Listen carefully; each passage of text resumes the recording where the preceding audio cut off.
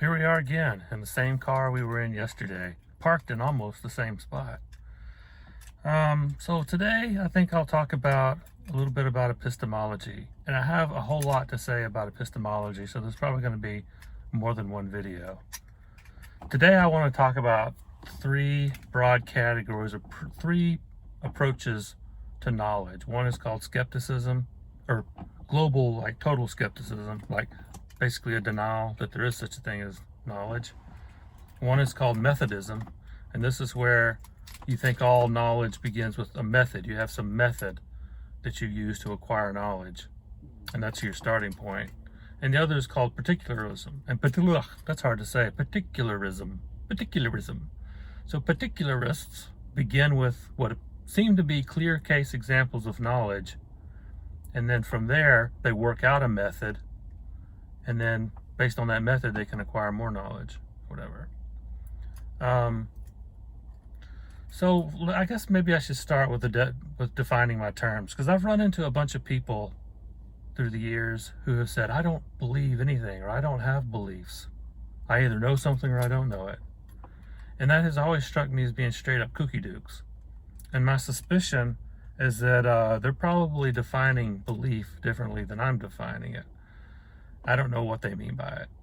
But what I mean by it, and I think what most philosophers mean by it, to believe something is to think that it's true. So for example, if I believe that there's pizza in the freezer, frozen pizza, if there's frozen pizza in the freezer, that means that I think that the statement there's frozen pizza in the freezer corresponds to the way things really are, corresponds to what's actually in the freezer. And so knowledge is justified true belief.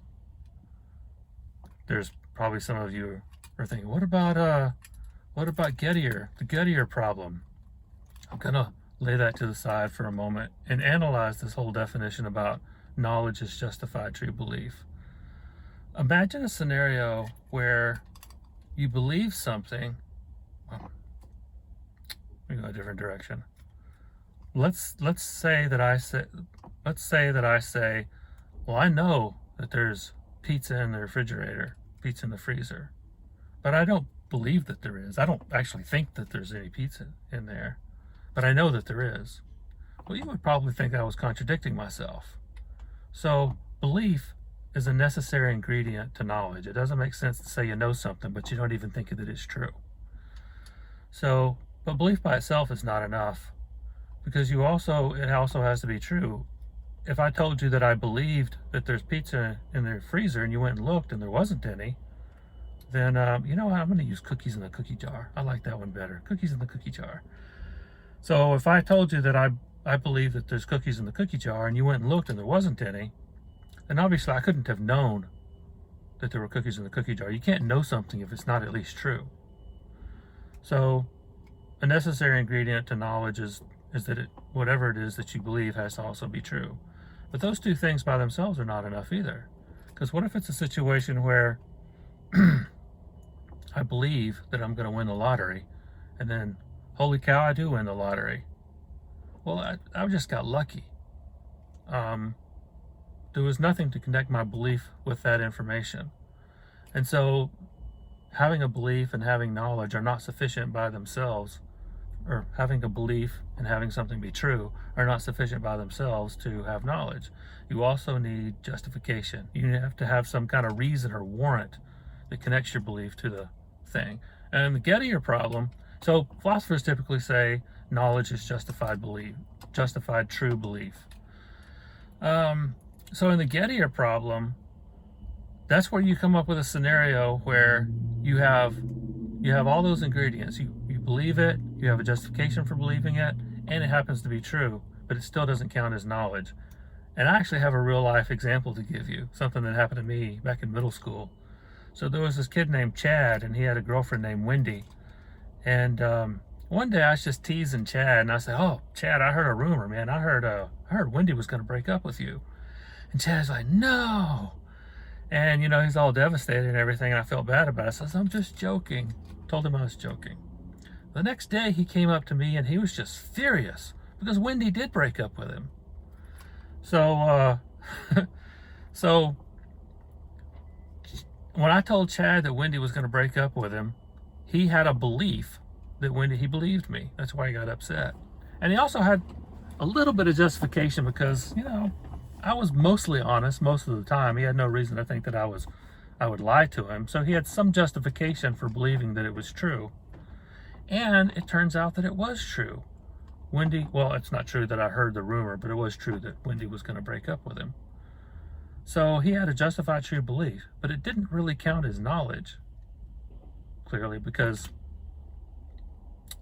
there was nothing, I was lying to him in a sense, because he had, I guess, an improperly justified belief, true belief. And I guess different philosophers deal with this different ways. Some of them say you've got to mess with the word justification and call it warrant instead. I just think that to fix this Gettier problem, you have to have like a fourth criteria, or there has to be something that connects the justification with the belief, because justification ordinarily is what connects the belief on the one hand with the reality on the other. And if the justification doesn't actually connect those two things, then you don't have knowledge. In the case of Chad and Wendy, the justification he had for the truth wasn't really connected because I was just making it up.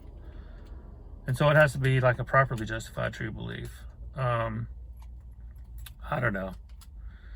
But in most cases are not Gettier situations. Most cases are simply justified true belief. So I think just for the sake of simplicity, it's easier to just go with that and to say, yeah, there are some possible counter examples that rarely ever happen in real life.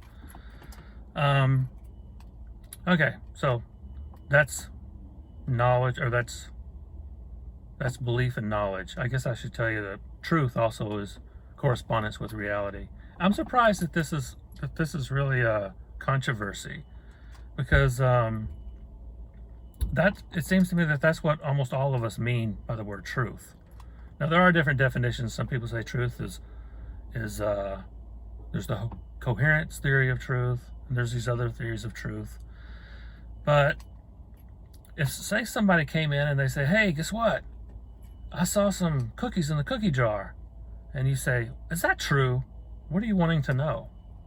Well, you're wanting to know if his statement that there are cookies in the cookie jar corresponds to the way things really are. Are there actually cookies in the cookie jar? And so I think what almost all of us mean when we're not being silly by truth is truth is correspondence with reality. And so truth is correspondence with reality. Belief is holding a view that you think is right, or thinking something is true. And knowledge is justified true belief. And this has been 8 minutes and 11 seconds, so I think that's probably long enough for one video. I'll get back to the other 3 things I mentioned in the next video, maybe. And I'm back already. Same day, same car, different parking spot. There's one thing I wanted to add about knowledge. Knowledge is not certainty. When I was in high school, I used to think that I was under the impression that nobody really knew anything, because there was always room for doubt. There was always the possibility that you were wrong. And so there's a spectrum. On one end of the spectrum, there's like total certainty, and that would be considered knowledge. And then on the other spectrum is like either you don't think so or you don't know at all. I don't know. But there's a spectrum of belief, and belief comes in degrees, because you can be more or less certain about something. And like the closer your belief came to absolute certainty, the closer you came to knowledge. But because nobody could actually reach knowledge, nobody really knew anything. And I was kind of an annoying kid at the time, because whenever somebody says, hey, do you know what time it is? I would say, no, I don't know what time it is, but I believe it's 10 o'clock. And I was a weird kid that way. But anyway, knowledge is not certainty. Notice that by the definition of justified true belief, because beliefs come in degrees, the confidence with which you believe something can be higher or lower. Knowledge is not the same thing as certainty. It's possible to actually have certainty without having knowledge, because if you're crazy, you can just be certain that you're going to win the lottery. You can have 100% certain, have no doubt whatsoever, but that doesn't mean you're going to win. So it's possible to have certainty without having knowledge. So obviously knowledge and certainty can't be the same thing. So, anywho, that's all I had to say about that.